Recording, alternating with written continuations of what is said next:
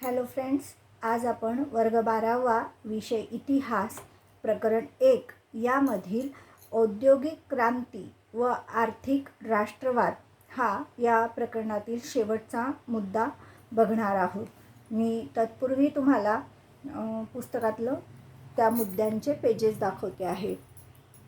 इथे सुरू होतोय हा मुद्दा. हा कॉलम पूर्ण आपल्याला अभ्यासायचा आहे आणि त्यानंतर या मागच्या पेजवरील आर्थिक राष्ट्रवाद हा मुद्दा आपण आज अभ्यासणार आहोत. औद्योगिक क्रांतीची पार्श्वभूमी लक्षात घ्या. आता आपण बघितलं की छंद म्हणून, गरज म्हणून, साहस म्हणून आणि कुठेतरी नव्या भूमीचा शोध म्हणून युरोपीय राष्ट्रांमधील अनेक दर्यावर्ती हे नव्या भूमीच्या शोधात निघाले. नव्या भूमीचा शोध लागल्यावर तिथे त्यांनी व्यापारी दृष्टीने वसाहती निर्माण केल्या. या वसाहतींमध्ये पुढे त्यांनी आर्थिक राजकीय गुलामी त्यांनी प्रस्थापित केली आणि तिथून व्यापार हा नफेखोरीच्या माध्यमात सुरू केला. म्हणजे दाम दुप्पट नाही तर 60-60 पट नफा त्यांनी या व्यापारातनं कमवला. या नव्या बाजारपेठा त्यांना या व्यापारासाठी अनुकूल होत्या आणि या अत्यंत नफा कमवल्यामुळे त्यांच्याजवळ भांडवल निर्माण झालं. या भांडवलाचा उपयोग त्यांनी विज्ञानामध्ये शोधांसाठी लावला आणि त्यातनंच नवनवीन यंत्रांचा शोध लागला. या यंत्रांद्वारे अत्यंत वेगाने मालाचं उत्पादन सुरू झालं. म्हणजे पुन्हा या यंत्रसामग्रीला लागणारा कच्चा माल आणि अत्यंत वेगाने निर्माण झालेला हा पक्का माल विकण्यासाठी पुन्हा वसाहतींमधील बाजारपेठ, पुन्हा नफा आणि पुन्हा या नफ्याचं भांडवलामध्ये रूपांतर आणि पुन्हा भांडवलातनं नवे नवे शोधाला प्रोत्साहन, अर्थसहाय्य हे चक्र सुरू झालं आणि यातनंच अनेक सुधारित यंत्रांचा शोध लागत गेला. लक्षात घ्या, म्हणजे भांडवल निर्मिती झाली. भांडवल व्यापारामुळे आणि त्या भांडवलाचा उपयोग यांनी नव्या व्यापारासाठी जसा केला तसा यांनी विज्ञानाचा विकासासाठी नवनवे शोध लावण्यासाठी सुद्धा अर्थसहाय्य पुरवलं आणि यातूनच जन्म झाला युरोपमध्ये औद्योगिक क्रांतीचा. आता आपल्याला या टॉपिकमध्ये औद्योगिक क्रांती म्हणजे काय त्याची व्याख्या बघायची आहे.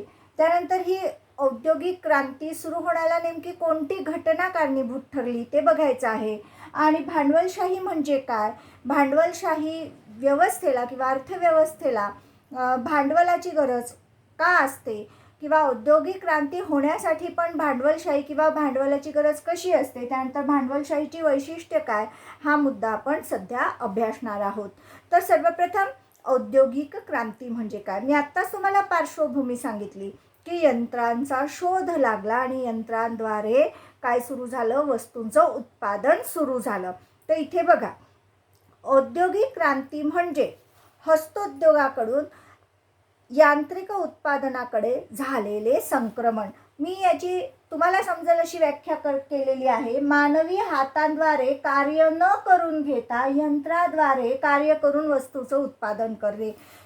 या व्याख्येचा आणि तुम्हाला पुस्तकात दिलेल्या व्याख्येचा अर्थ सारखाच आहे. ही व्याख्या तुम्हाला अर्थ समजून घेण्यासाठी आहे, पण जर परीक्षेत आली तर तुम्हाला ही पुस्तकातली लिहायची आहे. औद्योगिक क्रांती म्हणजे हस्तोद्योगाकडून, हस्त म्हणजे हात, म्हणजे हाताने जे उद्योग केले जायचे, हाताने जे कार्य केलं जायचं ते आता यंत्राद्वारे करून घेतलं जात आहे. संक्रमण म्हणजे पुढे जाणे, अशी सुधारणा घडून आली.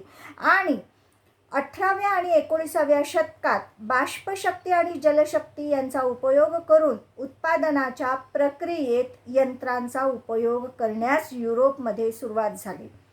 आपण बघितलं, जेम्स वॅटने बाष्पशक्तीचा शोध लावला आणि त्यावर आधारित अनेक यंत्र पुढे तयार झाली.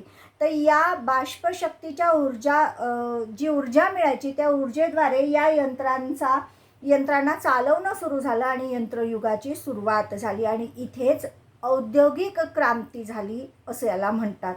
थोडक्यात लक्षात घ्या, औद्योगिक क्रांती म्हणजे हस्तउद्योगाकडून यांत्रिक उत्पादनाकडे झालेलं संक्रमण.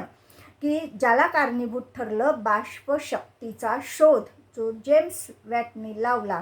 आणि या शक्तीच्या द्वारे जी ऊर्जा प्राप्त होत होती त्या ऊर्जेद्वारे हे यंत्र चालवले जाऊ लागले. म्हणजे आता मानवी ऊर्जेची गरज संपली तर या बाष्पशक्तीच्या ऊर्जेवर हे यंत्र चालवले जाऊ लागले आणि यंत्राद्वारे उत्पादन सुरू झालं आणि या पूर्ण प्रक्रियेला म्हटलं गेलं औद्योगिक क्रांती. ठीक आहे. आता पुढचं आहे भांडवलशाही. औद्योगिक क्रांती घडून येण्यासाठी भांडवलशाहीचा विकास होणे आवश्यक होते. म्हणजे भांडवल निर्माण होणे आणि हे भांडवल कोणा एका व्यक्तीचं राहील ज्याची स्वतःची त्या भांडवलाची मालकी त्याची स्वतःची राहील, किंवा जर एक व्यक्ती असं भांडवल उभारू शकत नसेल तर एकापेक्षा अनेक व्यक्ती एकत्र येतील आणि ते एक भांडवल उभं करून एक समभाग असणारी कंपनी सुरू करतील.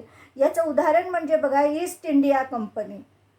ही ईस्ट इंडिया कंपनी अशा 24 भांडवलदारांनी एकत्र येऊन उभारलेली होती, जिनी पुढे भारतामध्ये ती आली आणि व्यापाराला सुरुवात केली. पुढे तिने भारतावर राजकीय वर्चस्वही केलं. तर अशा प्रकारे औद्योगिक क्रांती घडून येण्यासाठी भांडवलशाहीचा विकास होणे आवश्यक होते. म्हणजे व्यापारातून जे भांडवल आलं ते उद्योगांमध्ये गुंतवायचं. पण आता हे भांडवल सगळ्यांच्या मालकीचं आहे का? नाही, तर विशिष्ट व्यक्तीच्या किंवा व्यक्ती समूहाच्या मालकीचं. भांडवलशाही अर्थव्यवस्थेत ज्यात उत्पादन साधने खाजगी मालकीची असतात आणि हे जे भांडवल लावून उद्योग निर्माण करतात त्यामागे त्यांचा एकच हेतू असतो, स्वतःचा फायदा करून घेणे. ते जगाच्या फायद्यासाठी बसलेले नाहीत, समाजाच्या फायद्यासाठी बसलेले नाहीत. तर माझं भांडवल गुंतवलं आहे तर मला त्याचा जास्तीत जास्त परतावा भेटला पाहिजे, माझा त्यातनं जास्तीत जास्त फायदा झाला पाहिजे. उत्पादन फक्त स्वतःच्या फायद्यासाठी, उन्नतीसाठी किंवा नफेखोरीसाठी, नफा कमवणे हा मूळ उद्देश तो उद्योग सुरू करण्यामागे. भांडवलशाही अर्थव्यवस्थेत उद्योगधंद्यांची मालकी किंवा उद्योगधंद्यात गुंतवणूक करण्यासाठीचे भांडवल ज्याच्याकडे आहे असा भांडवलदार वर्ग अस्तित्वात आला. व्यापारातून भांडवल निर्माण झालं आणि ह्याच व्यापाऱ्यांचातून पुढे भांडवलदार वर्गाचा उदय झाला.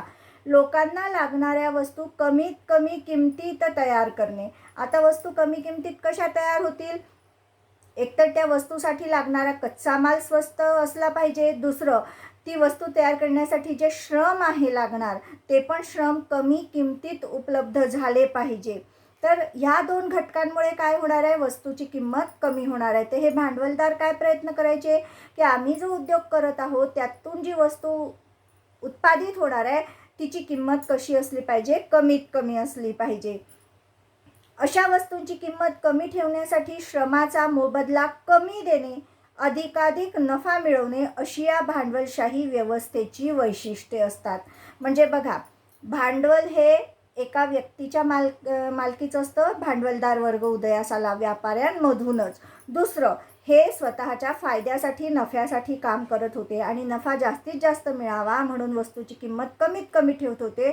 त्यासाठी लागणाऱ्या श्रमिकाला कमीत कमी मोबदला देत होते आणि लागणारा कच्चा मालसुद्धा कमीत कमी किमतीत विकत घेत होते. ही झाली भांडवलशाही व्यवस्थेची वैशिष्ट्ये. उत्पादन व्यवस्था उभारण्यासाठी म्हणजे कारखाना काढण्यासाठी भांडवल असणे गरजेचे आणि हे भांडवल कोणाजवळ राहील? व्यापारी वर्गाजवळ. आणि त्यातनंच भांडवलदार वर्ग युरोपात उदयास आला असं आपण म्हणू शकतो. आता भांडवलशाही अर्थव्यवस्थेत खाजगी मालकी, उत्पादकाला वस्तूचे उत्पादन करून तिची किंमत ठरवण्याचा अधिकार, नफ्याचं प्रमाण ठरवण्याचा अधिकार याचे स्वातंत्र्य असते. आणि ती चौथा मुद्दा म्हणजे उपभोक्त्याला निवडीचं स्वातंत्र्य असतं. जसा एक भांडवलदार कारखाना काढतो आहे, उदाहरणार्थ बघा की साबण निर्माण करण्याचा एकच कारखाना नाही निघाला, तर अशा अनेक भांडवलदारांनी अनेक वस्तूंचे अनेक कारखाने काढले. म्हणजेच काय झालं बघा, इथे भांडवलशाहीची वैशिष्ट्ये. उत्पादनाच्या साधनांवर खाजगी मालकी, ज्यांनी भांडवल गुंतवलं त्याची मालकी राहणार. उत्पादित वस्तूची किंमत ठरविण्याचा अधिकार उत्पादकास, माझ्या कारखान्यात माल तयार होत आहे त्याची किंमत मी ठरवणार.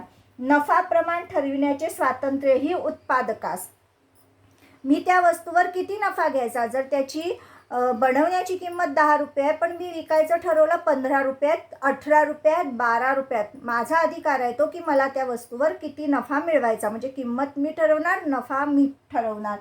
मात्र आता मी सांगितलं की साबण बनवण्याचे कारखाने अनेकांनी काढले. मग मी जर उपभोक्ता आहे तर मला कोणतेही साबण घ्यायचं ह्याचं स्वातंत्र्य मला आहे. म्हणजे उपभोक्त्याला वस्तूंच्या निवडीचे स्वातंत्र्य. इथे एकाधिकारशाही निर्माण होत नाही. ज्यांचा अर्थशास्त्र हा विषय आहे त्यांना ही संकल्पना कळेल की इथे एकच बनवणारा नाही आहे. एकच जर बनवणारा असेल तर चॉईसच उरत नाही. पण अनेक जण ती एकच वस्तू बनवणारे असतील तर मला चॉईस आहे की मी कोणती वस्तू, कोणतं उत्पादन विकत घ्यायचं. ते ही भांडवलशाहीची काय आहेत, वैशिष्ट्ये आहेत. पुन्हा लक्षात घ्या, भांडवलशाहीची वैशिष्ट्ये यावर संकल्पना चित्रसुद्धा तयार होतं किंवा टीप लिहा किंवा प्रश्नाच्या स्वरूपातही हे विचारलं जाऊ शकतं. तर 4 वैशिष्ट्ये आहेत. उत्पादनाच्या साधनांवर खाजगी मालकी असते भांडवलदाराची. त्याने उत्पादित केलेल्या वस्तूची किंमत ठरवण्याचा अधिकार ठरवण्याचा त्याचा स्वतःचा असतो. नफा प्रमाण ठरवण्याचंही स्वातंत्र्य त्या उत्पादकासच मिळतं. आणि उपभोक्त्याला मात्र वस्तूंच्या निवडीचे स्वातंत्र्य मिळतं. मी हे सगळे मुद्दे इथे लिहिलेले आहेत, तरी ते तुम्ही नोट डाऊन करून घेणे. याच्या पुढे आपण बघणार आहोत की इंग्लंडमध्ये मोठ्या प्रमाणात, पूर्ण युरोप खंडात इंग्लंडमध्येच मोठ्या प्रमाणात औद्योगिक क्रांती का घडून आली आणि त्याचे इंग्लंडच्या वसाहतीवर, प्रामुख्याने आपल्या भारत देशावर जी इंग्रजांची एकेकाळी वसाहत होती त्यावर काय परिणाम झाले हे आता आपण बघणार आहोत. बघा, आता पुढचा मुद्दा आहे की इंग्लंडमध्येच, युरोप खंडामध्ये सर्वप्रथम इंग्लंडमध्येच या औद्योगिक क्रांतीला का सुरुवात झाली. या टॉपिकवर हा प्रश्न पण निर्माण होऊ शकतो. दीर्घोत्तरी 4 मार्कांचा किंवा 6 मार्कांचा, तसंच संकल्पना चित्रसुद्धा या मुद्द्यावर तयार होऊ शकतं. हे जे मुद्दे दिले आहेत हे संकल्पना चित्रामध्ये सुद्धा आपण बसवू शकतो. त्यामध्ये तुम्हाला 3 मुद्दे कदाचित लिहिलेले राहतील आणि उर्वरित 3 मुद्दे तुम्हाला लिहावे लागतील. अशा पद्धतीने संकल्पना चित्रसुद्धा या मुद्द्यांवर तयार होतं. तर आता औद्योगिक क्रांती सर्वप्रथम किंवा मोठ्या प्रमाणात, इतर राष्ट्रांच्या तुलनेत मोठ्या प्रमाणात इंग्लंडमध्ये का सुरू झाली, तर त्याचीही कारणे इथे दिलेली आहेत. मी लिहिलेलं आहे, वहीमध्ये उतरवून घ्यावं प्रश्न उत्तराच्या स्वरूपात किंवा संकल्पना चित्राच्या स्वरूपामध्ये. तर इंग्लंडमध्ये अनुकूल पार्श्वभूमी होती. मग ही अनुकूल पार्श्वभूमी या 6 मुद्द्यांमुळे होते. पहिलं, इंग्लंडमध्ये लोह खनिजाचे व कोळशाचे साठे मोठ्या प्रमाणात होते. म्हणजे बाष्पशक्ती निर्माण करण्यासाठी जी ऊर्जा लागत होती ती कोळसे जाळून किंवा दगडी कोळसा जाळून किंवा लाकडं जाळून त्यांना ही बाष्पशक्तीची ऊर्जा मिळवता येत होती. हे पहिलं कारण. हे साठे होते त्यामुळे बाष्पशक्तीची निर्मिती जास्त होती. दमट हवामानामुळे सुती धागे बनविणे सोपे. कापसापासून सूत वळायसाठी थोडंसं दमट वातावरण पाहिजे, जेणेकरून कापसापासून पिळदार धागे बनवणं सोपी जातं. आणि इंग्लंडचं हवामान, इंग्लंड हे एक बेट आहे, याच्या आजूबाजूला समुद्र असल्याकारणाने हवामान कसं होतं, दमट होतं. तुम्ही बघा, आपल्या विदर्भाच्या तुलनेत मुंबईचं हवामान हे दमट आहे, कारण मुंबई ही समुद्रकिनाऱ्यावर आहे. तसंच इंग्लंडचंही हवामान दमट होतं, त्यामुळे सुती धागे, पिळदार मजबूत सुती धागे बनवणं सोपी होतं. त्यामुळे इंग्लंडमध्ये सुती कापड उद्योग खूप भरभराटीस आला. मँचेस्टर हे शहर तर कापड उद्योगाचं केंद्र बनलं. त्यानंतर इंग्लंडच्या ताब्यात जगभरात बऱ्याच वसाहती होत्या. अमेरिका खंड, आशिया खंड, आफ्रिका खंड, ऑस्ट्रेलिया खंड, या 4ही खंडांमध्ये इंग्लंडच्या वसाहती होत्या.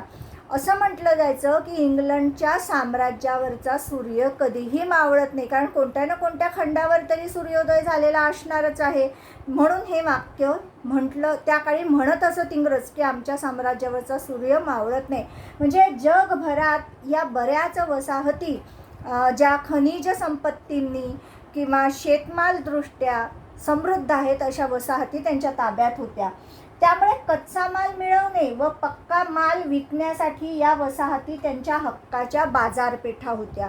या वसाहतींमधून हे त्यांच्या कारखान्यांमध्ये लागणारा कच्चा माल खूप स्वस्त किमतीत मिळवत आणि यांच्या यंत्राद्वारे या कच्च्या मालाचं रूपांतर पक्क्या मालात केल्यावर प्रचंड प्रमाणात नफा घेऊन पुन्हा त्याच वसाहतींच्या बाजारपेठांमध्ये हे यांचा पक्का माल विकत. म्हणजे बघा, दुहेरी फायदा. कच्चा माल स्वस्तात मिळवत आहे तिथेही फायदा आणि पक्का माल दामदुप्पट नफ्याने विकत आहे तिथेही फायदा. त्यामुळे काय झालं की या व्यापारातील प्रचंड नफ्यामुळे अतिरिक्त भांडवल उपलब्ध झालं इंग्लंडमध्ये. मी जसं सांगितलं की हे अतिरिक्त भांडवल त्यांनी उद्योगधंद्यांमध्ये लावलं आणि सोबतच विज्ञानाच्या विकासामध्ये, संशोधनामध्ये, विविध यंत्रशोधांमध्ये पण लावलं. त्यामुळे सतत प्रगती होत गेली, नवनवीन यंत्र मिळत गेले आणि श्रमाचा कमी मोबदल्यामुळे आता हा जो मुद्दा बघितला त्यात तर नफा मिळतच होता, कच्चा माल, पक्का माल. पण हे जे या कारखान्यांमध्ये मजूर आणायचे, जे यांच्या वसाहतींमधून आणले जायचे गुलाम म्हणून, यांना ते फक्त 2 वेळचं जगतील एवढं अन्न देऊन, 2 जोडी कपडे देऊन तेवढ्या मोबदल्यात कमीत कमी रोख रक्कम दिली जायची. म्हणजे जितकं कमीत कमी मोबदला देता येईल तेवढा कमीत कमी मोबदला देऊन यांच्याकडून ते श्रम करून घ्यायचे. त्यामुळे सुद्धा यांच्या वस्तूंच्या किमती या वसाहतीत निर्माण होणाऱ्या वस्तूंच्या किमतींपेक्षा काय राहायच्या, कमी राहायच्या. आणि कमी किमतीची वस्तू असेल तर मागणी जास्त राहणारच आहे. हा जशी गरज आहे आणि किंमतही कमी आणि गरजेची वस्तू आहे तर तिला मागणी राहीलच. अशा यामुळे इंग्लंडमध्ये सतत भांडवल निर्मिती होत गेली. भांडवल निर्मिती झाल्यामुळे यंत्रांच्या शोधाला गती मिळाली. यंत्रशोध लागल्यामुळे औद्योगिक क्रांती इंग्लंडमध्येच सुरुवातीला सगळ्यात पहिले युरोपमध्ये झाली किंवा मोठ्या प्रमाणात झाली असं आपण म्हणू शकतो. म्हणजे हे 6 मुद्दे आणि कारण द्या, दीर्घोत्तरी प्रश्न, संकल्पनाचित्र या प्रकारे या मुद्द्यावर तुम्हाला प्रश्न परीक्षेत विचारला जाऊ शकतो. तरी तुम्ही तशी तयारी करायची. पुन्हा सांगते आहे, इंग्लंडमध्येच औद्योगिक क्रांती का सुरू झाली तर इंग्लंडचं वातावरण त्यासाठी अनुकूल होतं. परिस्थिती का होतं अनुकूल तर तिथे लोह खनिज व कोळशाचे साठे मोठ्या प्रमाणात होते आणि यंत्र उत्पादनासाठी पोलाद लागतं आणि कोळसा, दगडी कोळसा किंवा लाकूड हे बाष्पशक्ती निर्माण करण्यासाठी लागत होतं. दमट हवामानामुळे सुती धागे मजबूत आणि पिळदार तयार होणं सोपं होतं. इंग्लंडच्या ताब्यात जगभरात वसाहती होता जिथून कच्चा माल येत होता आणि तिथेच नफ्यानी पक्का माल विकला जात होता आणि त्यामुळे या नफ्यामुळे अतिरिक्त भांडवल निर्माण होत होतं आणि या वस्तूंच्या उत्पादनासाठी लागणाऱ्या श्रमाचा मोबदला अत्यंत ते कमी देत असल्या कारणाने गुलामांना त्यांना त्यांच्या वस्तूंच्या किमती कमी ठेवणं सुद्धा शक्य होतं. त्यामुळे कमी किमतीमुळे त्या वस्तूंची मागणी सुद्धा जास्त होती. या एकंदरीत या सर्व प्रक्रियेमध्ये इंग्लंडमध्ये भांडवलाची निर्मिती, विज्ञानाच्या शोधास प्रोत्साहन, संशोधनास प्रोत्साहन, नवीन नवीन यंत्रनिर्मिती यामुळे औद्योगिक क्रांती इंग्लंडमध्येच सुरुवात झाली किंवा मोठ्या प्रमाणात झाली असं आपण म्हणू शकतो.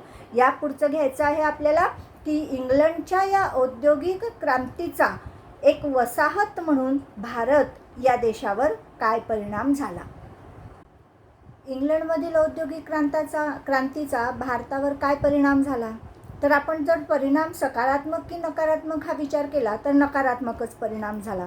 कारण बघा, इंग्लंडमध्ये वस्तूंचं उत्पादन वाढलं आणि त्यांनी त्या वस्तू त्यांच्या वसाहती होत्या तिथे पाठवणं सुरू केलं बाजारपेठेत विक्रीसाठी. आता भारत एक त्यांची वसाहत होती. भारतात त्यांच्या वस्तू विक्रीला आल्या. त्यांच्या वस्तूंच्या मागणी वाढावी म्हणून त्यांनी काय केलं की भारतीय आणि इंग्रजांचा जो व्यापार होता वस्तूंचा त्यावर त्यांनी त्यांच्या आर्थिक हित होईल त्यांचं अशा प्रकारचे त्यांनी धोरणं राबवले. म्हणजे कसं, इंग्रजी वस्तू जर भारतात येत असेल, आयात होत असेल तर त्या आयातीवर त्यांनी खूप कमी जकात किंवा कर बसवला. पण भारतातली वस्तू जर भारतातून बाहेर जात असेल, निर्यात होत असेल, तर त्यावर मात्र त्यांनी जबर कर बसवला. त्यामुळे आपसुकच इंग्रजांच्या मालाची किंमत कमी राहिली आणि भारतीय मालाची किंमत काय झाली, वाढली. आणि त्यामुळे भारतीय मालाची मागणी कमी झाली. दुसरा एक मुद्दा होता की यांची वस्तू यंत्रावर तयार होत होती, त्यामुळे ती एकसारखी, सुबक आणि ज्या पाहायला अतिशय उत्कृष्ट होती. तर भारतीय वस्तू ही हाताने तयार होत असल्यामुळे प्रत्येक वस्तू युनिक पीस होता, पण त्यात एकसारखेपणा नसायचा किंवा एकाच मापाच्या, एकाच वजनाच्या किंवा एकसारखी प्रतिकृती होईल अशा त्या वस्तू नसायच्या. म्हणजे आपण थोडक्यात सुबक नसायच्या, रेखीव नसायच्या असं आपण म्हणू शकतो. आता इथे सुबक आणि रेखीवचा अर्थ कसा आहे, एका साच्यातून काढलेल्या नसायच्या, म्हणजे एकसारख्या नसायच्या. अशा या धोरणांमुळे भारताच्या उद्योगधंद्यांवर त्याचा परिणाम झाला. भारताचे गृहउद्योग, हस्तोद्योग बंद पडले. आता हे उद्योग बंद पडल्यामुळे या उद्योगांमध्ये जे कारागीर होते ते सगळे शेतीकडे वळले. शेतीवरचा भार वाढला. तसंच बेरोजगारी वाढली आणि भारत हा दरिद्री बनला. हे सर्व मुद्दे किंवा हे सर्व परिणाम इंग्लंडच्या औद्योगिक क्रांतीमुळे झाले. आता दुसरा जर विचार करायचा तर इंग्रजांनी जसं आपल्या देशामध्ये विज्ञान शोधांचा वापर केला, तर या वसाहतींमध्येही त्यांना जे फायद्याचे होते ते त्यांनी इथे सुद्धा ते धोरण राबवलं. उदाहरणार्थ त्यांनी भारतामध्ये सुद्धा सर्वीकडे रेल्वेचे जाळे पसरले, वाहतुकीच्या सोयी केल्या, रस्ते, त्यानंतर बसेस, माणसं माल वाहतूक करणाऱ्या ह्यांच्या सोयी त्यांनी आणल्या. यात त्यांचा स्वार्थ होता की त्यांचा माल खेड्यामध्ये पण पोहोचला पाहिजे आणि विकला गेला पाहिजे. आणि दुसरा एक हेतू की खेड्यापाड्यातूनच कच्चा माल त्यांना मिळत होता, कारण भारत हा पूर्वीपारपासून कृषीप्रधान संस्कृती असलेला देश आहे. त्यामुळे या दोन्ही हेतूंनी त्यांनी ह्या सुविधा केल्यामुळे कच्चा माल नेणं त्यांना सोपी झालं कमी किमतीत आणि त्यांचा पक्का मालसुद्धा बिलकुल कानाकोपऱ्यात भारत देशाच्या पोचवणं त्यांना शक्य झालं. आणि किंमत कमी होती, भारतीय मालाची किंमत जास्त होती. मी सांगितलं की जबर कर आकारणी होती. आता बघा, इंग्लंडमध्ये वस्तू तयार करायला 10 रुपये लागत आहेत, भारतातही वस्तू तयार करायला 10 रुपये लागत आहेत. इंग्लंडवरून ती वस्तू भारतात आली, तिच्यावर त्यांनी कर लावला 2 रुपये, म्हणजे 20%.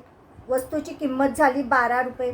त्यावर पुन्हा त्यांनी नफा कमवायचा ठरवला 2 रुपये, म्हणून त्यांच्या वस्तूची किंमत झाली 14 रुपये. आता भारताची वस्तू 10 रुपयातच तयार झाली, पण भारतीय वस्तूवर त्यांनी 40% कर लावला, म्हणजे 14 रुपये. आणि जर 2 रुपये नफा कमवायचा असेल तर 16 रुपये. बघा, म्हणजे त्यांची तीच वस्तू 14 रुपयात भारतात मिळत होती, तर ही भारतातलीच वस्तू भारतात 16 रुपयात मिळत होती. मग जो पहिलेच गरीब होता भारतीय, ज्याचं यांनी शोषण केलं होतं, तो 14 रुपयाची विकत घेईल की 16 रुपयाची वस्तू विकत घेईल. अशा पद्धतीने भारतीय मालाची मागणी जगभरात तर कमी झालीच, पण भारतातही कमी झाली. आणि त्यामुळे काय झालं की भारतीय उद्योगधंद्यांचा पूर्णतः ऱ्हास झाल्यामुळे एकेकाळी प्रगत असलेला किंवा उद्योगधंद्यांमध्ये पुढारलेला असलेला आपला देश मागे पडला. यांनी तसेच भारतीय उद्योगांचं तर हे शोषण झालं. शेतकऱ्यांचं शोषण कसं केलं की त्यांचा शेतातला माल हे यांच्या मनमानी किमतीत विकत घेत, त्याच्या उत्पादनाच्या किमतीनुसार नाही, ते ह्यांना जी किंमत योग्य वाटेल ती. म्हणजे उत्पादन होतंय 10 रुपयाला आणि हे मागत आहेत 9 रुपयाला, आणि राज्यकर्ते हेच असल्यामुळे हे म्हणेल तो कायदा होता. तसंच यांनी श्रमिकांचं शोषण केलं. श्रमिकांना त्यांचा श्रमाचा कमीत कमी मोबदला दिला आणि हेच कायदे करते, हेच न्याय करते. त्यामुळे कुठे न्याय मागण्याचा किंवा न्याय मिळण्याचा प्रश्नच नव्हता. अशा सर्व पद्धतीने भारताचं आर्थिक पिळवणूक झाली, आर्थिक शोषण झालं आणि सरतेशेवटी या इंग्रजांच्या वसाहतवादामुळे किंवा इंग्रजांची ही भारतभूमी अनेक वर्ष, शतकं गुलाम राहिल्यामुळे हा कधी काळी सुवर्ण भूमी असलेला हा आपला देश दरिद्री झाला असं आपण म्हणू. आता मी याचं विश्लेषण केलं, पॉईंट वाईज म्हणाल तर इथे सगळं लिहिलेलं आहे. मी वाचन करते, तुम्ही वहीमध्ये उतरवून घ्या. याच्यावर असा प्रश्न येऊ शकतो, दीर्घोत्तरी किंवा कारणे द्या, कसे परिणाम झाले स्पष्ट करा, टीप लिहा किंवा संकल्पना चित्रसुद्धा यावर तयार होऊ शकतं. त्या अनुषंगाने तुम्ही या मुद्द्याचा अभ्यास करायचा आहे.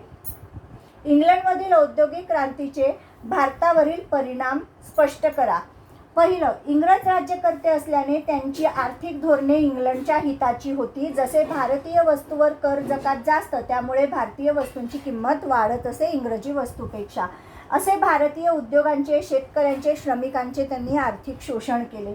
रेल्वेच्या देशभरातील जाळ्यामुळे, वाहतूक सोयीमुळे इंग्रजांचा माल देशभरात खेडोपाडी पोहोचला व तो भारतीय मालापेक्षा स्वस्त असल्याने त्याची मागणी वाढली. भारतीय हस्तोद्योग व गृहोद्योगांचा त्यामुळे ऱ्हास झाला. भारतीय कापड उद्योग मंदावला. जगभरात भारतीय कापडाची मागणी कमी झाली. मी याचं स्पष्टीकरण केलं की का कमी झाली. यातूनच भारतात शेतीवर भार वाढला, बेरोजगारी निर्माण झाली आणि जो काही व्यापार होत होता त्यातला पूर्ण नफा हा परदेशी म्हणजे इंग्लंडमध्ये जात असल्याने भारत दरिद्री झाला. आर्थिक पिळवणूक व शोषण झाले भारताचे. खरं म्हणजे भारतामध्ये जो मलमल नावाचा एक सुती कपडा तयार होत होता, ढाका हे त्याचं केंद्र होतं, त्याला जगभरात प्रचंड मागणी होती. तर त्या मलमल कपड्याची मागणी जगभरातून संपावी किंवा भारतीयांना तो पुरवठाच करता येऊ नये म्हणून या इंग्रजांनी या ढाक्यामधल्या कितीतरी विणकरांचे, मलमल विणकाम करणारा जो गृहउद्योग, हस्तोद्योग करणारे जे कुणबे होते, कुटुंब होते, या कितीतरी कुटुंबांचे यांनी असे खांद्यांपासून हातच तोडून टाकले की ह्यांना मलमल निर्माणच करता येणार नाही, त्यामुळे जगभरातून याची मागणीच संपून जाईल आणि मग इंग्रजांचा यंत्रावर बनलेला कापड हा जगभरात पुरवला जाईल. म्हणजे इतके क्रूर आणि हिंसात्मक कृतीसुद्धा यांनी यांच्या आर्थिक फायद्यासाठी केलेली आपणास दिसून येते. आता मी इथे हे जे मुद्दे लिहिलेले आहेत, हे मुद्दे तुमच्या दीर्घोत्तरी प्रश्नाच्या स्वरूपाने लिहिलेले आहेत. जर तुम्हाला संकल्पना चित्र जर येत असेल तर ते थोडक्यात तुम्हाला तिथे लिहायचं आहे की आर्थिक धोरणे इंग्लंडच्या हिताची, रेल्वे खेड्यापर्यंत पोहोचल्यामुळे मालही पोहोचणं सोपी झाले, भारतीय कापड किंवा उद्योगधंदे मंदावले, ऱ्हास झाला आणि सगळ्यात शेवटचं भारत आर्थिक शोषणामुळे दरिद्री झाला. शॉर्टमध्ये तुम्हाला हे मुद्दे लिहावे लागतील जे मी इथे कव्हर केलेले आहेत, पण दीर्घोत्तरी प्रश्नाच्या दृष्टीने सुद्धा ही माहिती दिलेली आहे, तरीही वहीत नोट डाऊन करा. आता याच्या पुढचा मुद्दा आपण बघणार आहोत, आर्थिक राष्ट्रवाद. आता आपण या प्रकरणातला शेवटचा मुद्दा बघणार आहोत, आर्थिक राष्ट्रवाद. यामध्ये आपल्याला एकूण 4 मुद्दे अभ्यासायचे आहेत. आर्थिक राष्ट्रवाद म्हणजे काय, आर्थिक राष्ट्रवादात कोणत्या कोणत्या बाबींचा समावेश होतो, त्यानंतर आर्थिक राष्ट्रवादाचे परिणाम काय झाले जगभरामध्ये, आणि त्यानंतर आर्थिक राष्ट्रवादातून साम्राज्यवादाला कशी चालना मिळाली, का त्याची वाढ का झाली, आणि आर्थिक राष्ट्रवाद किंवा साम्राज्यवाद जोपासणारे युरोपमधले राष्ट्र कोणते, हे एकूण 4 मुद्दे आपल्याला या टॉपिकमध्ये अभ्यासायचे आहेत. त्यातला पहिला मुद्दा मी लिहिलेला आहे, आर्थिक राष्ट्रवाद म्हणजे काय, त्यात कोणत्या बाबींचा समावेश होतो.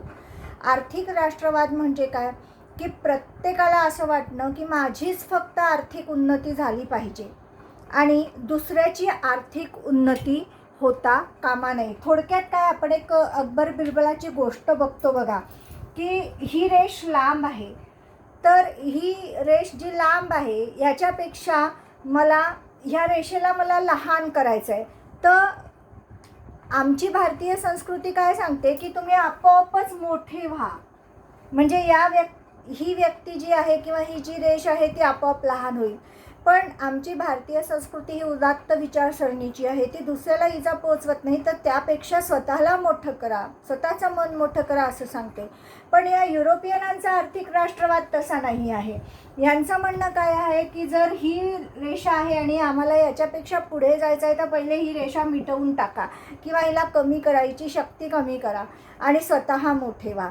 आर्थिक राष्ट्रवाद, युरोपियनांचा आर्थिक राष्ट्रवाद हा सहकार्याचा नाही आहे किंवा सर्वांना घेऊन विकास या संकल्पनेचा नाही आहे, तर माझाच आर्थिक विकास झाला पाहिजे, माझीच आर्थिक भरभराट झाली पाहिजे आणि त्यासाठी मी इतरांना पुढे जाऊ देणार नाही किंवा इतरांच्या मार्गामध्ये असं काही अडथळे आणेल की त्यांचं नुकसान झालं पाहिजे, असा एकंदरीत हा युरोपीय आर्थिक राष्ट्रवाद आहे.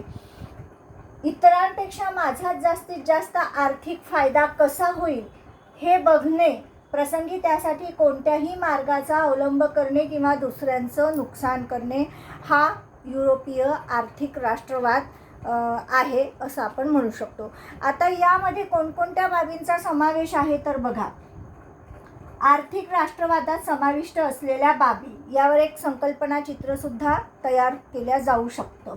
पहिला मुद्दा, फक्त स्वतःच्या राष्ट्राच्या आर्थिक विकासाला प्राधान्य देणे आणि हे प्राधान्य देत असताना दुसऱ्या देशाचं आर्थिक नुकसान झालं तरी काहीही फरक पडत नाही ही भूमिका.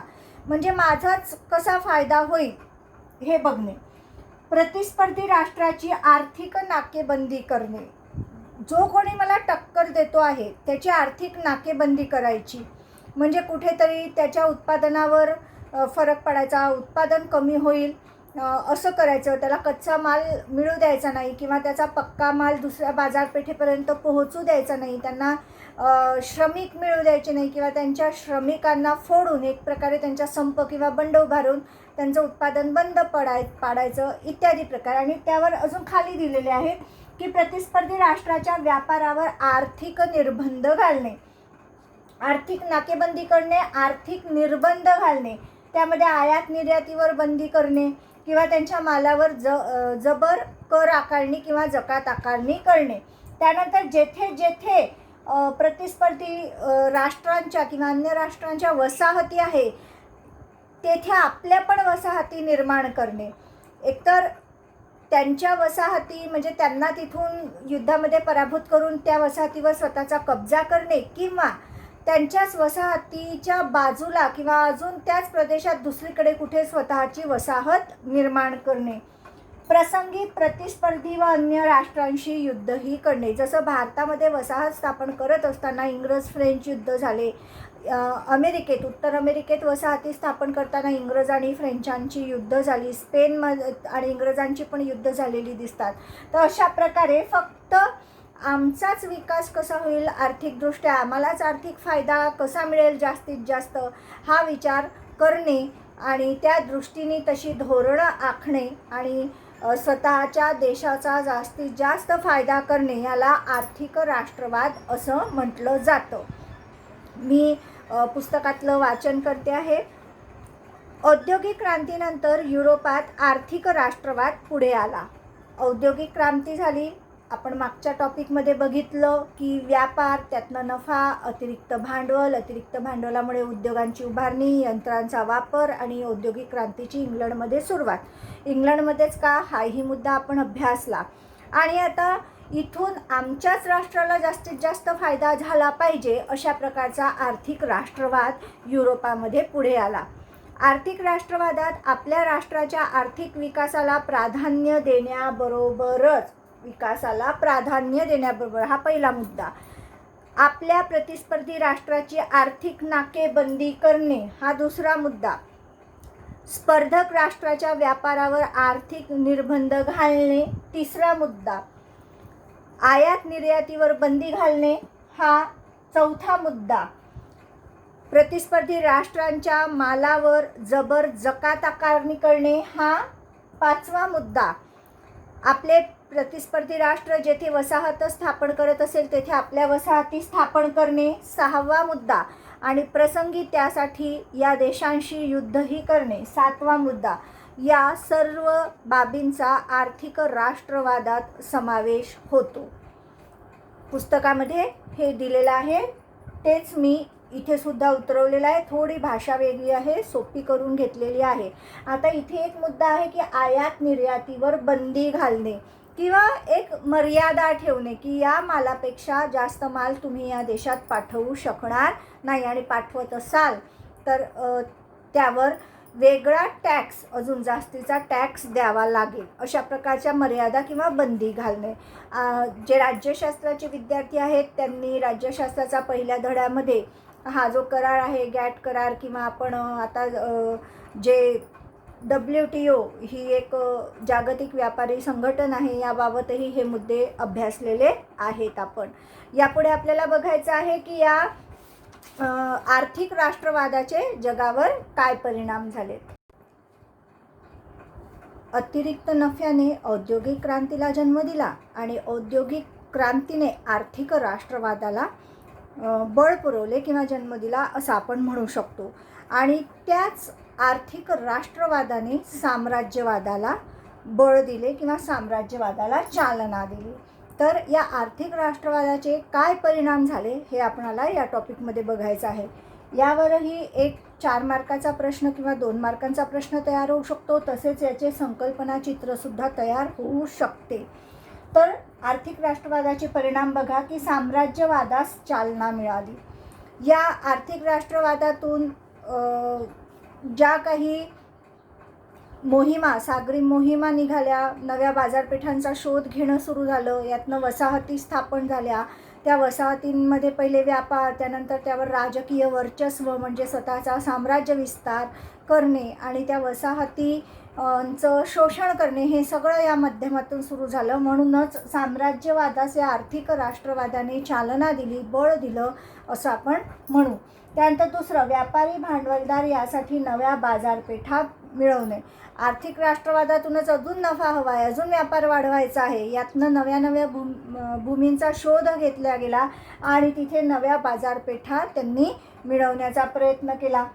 कच्चा माल सतत पुरवणारी केंद्र शोधणे व तेथेच पक्का माल विकणारी बाजारपेठ निर्माण करणे.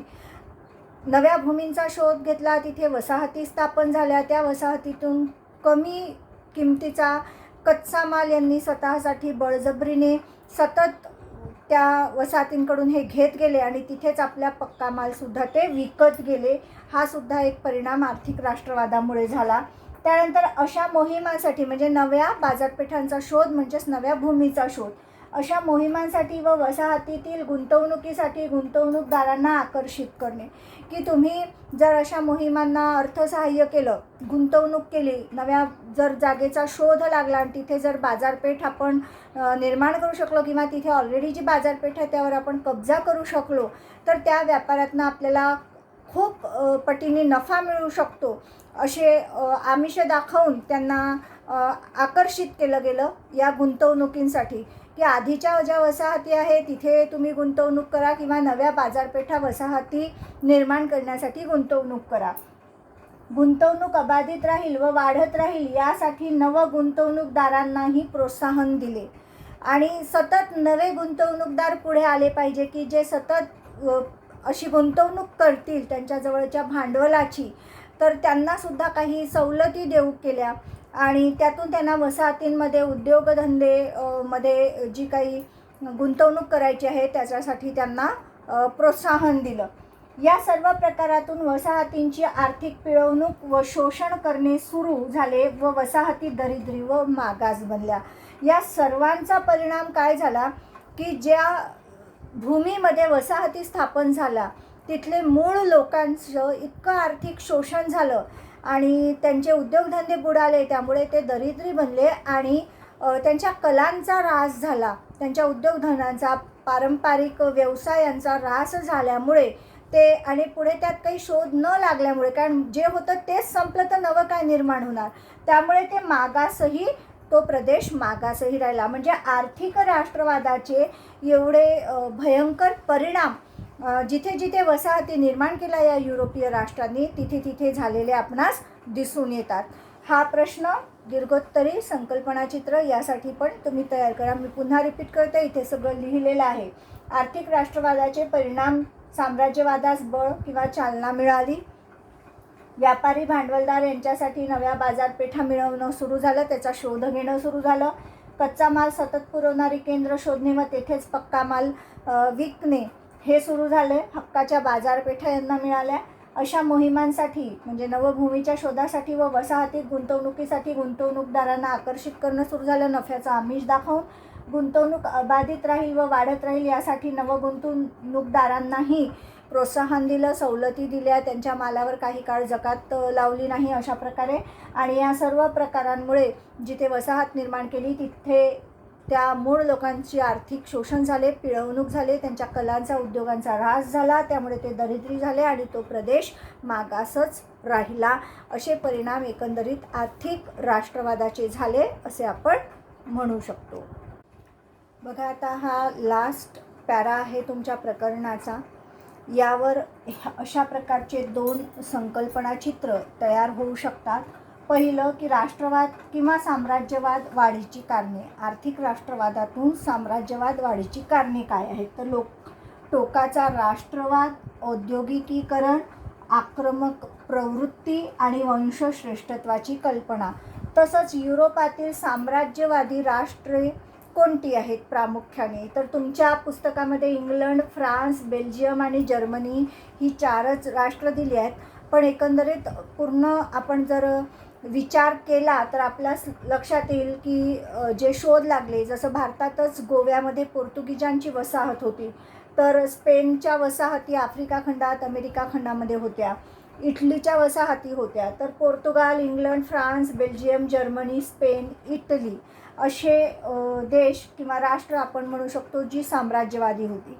पण इथे हे लक्षात ठेवा, जेव्हा हा प्रश्न रूपाने येईल तुम्हाला, तेव्हा तुम्ही हे जास्तीची नावं लिहू शकता. पण जेव्हा तुम्हाला संकल्पना चित्र म्हणून विचारली जातील आणि तेव्हा जर फक्त 4च ब्रॅकेट दिलेले असतील, तर तुम्हाला सुरुवातीला पुस्तकात दिलेल्या राष्ट्रांच्या नावांना प्राधान्य द्यायचं आहे. मी त्याच्यासमोर खुणा केलेल्या तुम्हाला दिसत आहेत की ही 4 नावं इंग्लंड, फ्रान्स, बेल्जियम, जर्मनी ही तुमच्या पुस्तकात दिलेली आहे. तर या पुस्तकातल्या शेवटच्या 5-6 ओळींवर हे 2 संकल्पना चित्र किंवा 2-2 मार्कांच्या छोटे अतिलघुत्तरी प्रश्न तयार होतात, तरी तुम्ही त्याची नोंद घ्यावी. मी वाचन करते. टोकाचा राष्ट्रवाद, औद्योगिकीकरण, वंशश्रेष्ठत्वाच्या कल्पना, आक्रमक प्रवृत्ती यामुळे साम्राज्यवाद किंवा राष्ट्रवाद अधिकच वाढीस लागला. इथे आर्थिक राष्ट्रवाद आपल्याला गृहीत धरायचा आहे. तर इथे प्रश्न तयार होतो की साम्राज्यवाद वाढीस कोणत्या बाबी कारणीभूत ठरल्या? तर या 4 बाबी किंवा याचं संकल्पना चित्र येईल. त्यानंतर इंग्लंड, फ्रान्स, बेल्जियम, जर्मनी. बघा, इंग्लंड, फ्रान्स, बेल्जियम, जर्मनी हे या 4च राष्ट्रांची नावं आलेली आहेत. इत्यादी राष्ट्रांनी, इत्यादी यापेक्षा जास्त आहे, पण तुम्हाला उदाहरण म्हणून 4 दिले. कित्येक लक्ष चौरस मैल प्रदेश आपल्या साम्राज्याला वसाहतींच्या रूपाने जोडला. म्हणजे वसाहती स्थापन करून दुसऱ्या भूमीमध्ये तिथल्या मूळ लोकांना हरवून किंवा त्यांच्या कत्तली करून किंवा त्यांना गुलाम बनवून त्यांनी ह्या वसाहती किंवा ती भूमी आपल्या साम्राज्याला जोडली, आपल्या अधिपत्याखाली आणली. पुढील पाठात आपण युरोपीय वसाहतवादाविषयी माहिती घेऊ. इथे हे प्रकरण संपत आहे. तर या शेवटच्या 4 ओळींवर हे 2 संकल्पना चित्र मी इथे तुम्हाला तयार करून दाखवलेली आहेत, तरी तुम्ही ती नोंद घ्यावी, तुमच्या वहीमध्ये लिहून घ्यावी. याशिवाय आज आपण जो टॉपिक अभ्यासला यावर एकंदरीत कसे प्रश्न तयार होऊ शकतात हे पण मी एक थोडक्यात तुम्हाला त्याचा एक फोटो दाखवते आहे. बघा, अशा प्रकारचे प्रश्न आज आपण जो औद्योगिक क्रांती आणि आर्थिक राष्ट्रवाद हा मुद्दा अभ्यासला आहे, प्रकरण 1 मधला इतिहासातला, त्यावर असे प्रश्न पण तयार होऊ शकतात. तर अशाच पद्धतीने आपण हा पूर्ण धडा अभ्यासला आहे, प्रकरण अभ्यासला आहे आणि अशाच पद्धतीने त्यावर विविध वेगवेगळे प्रश्न तुम्ही तयार करा. स्वाध्यायामध्ये तर दिलेले आहेतच पेज नंबर 8 आणि 9वर, पण या व्यतिरिक्तही टॉपिक वाईज तुम्ही तुमच्या दृष्टिकोनातून कसे प्रश्न तयार होऊ शकतात त्याचा विचार करून तसे प्रश्न तयार करा. मी आत्ता तुम्हाला एक त्याचं उदाहरण दाखवलेलं आहे. संकल्पना चित्र किती तयार होऊ शकतात हेही सांगितलेलं आहे, तर तुम्ही ते तुमच्या वहीमध्ये नोट डाऊन करा. इथे आपलं प्रकरण 1 पूर्ण शिकवून झालेलं आहे. तरी तुम्हा सगळ्यांना हा माझा व्हिडिओ आवडला असल्यास, माझं अध्ययन तुम्हाला आवडलं असल्यास लाईक करा, शेअर करा आणि माझं हे चॅनल सबस्क्राईब करा. धन्यवाद.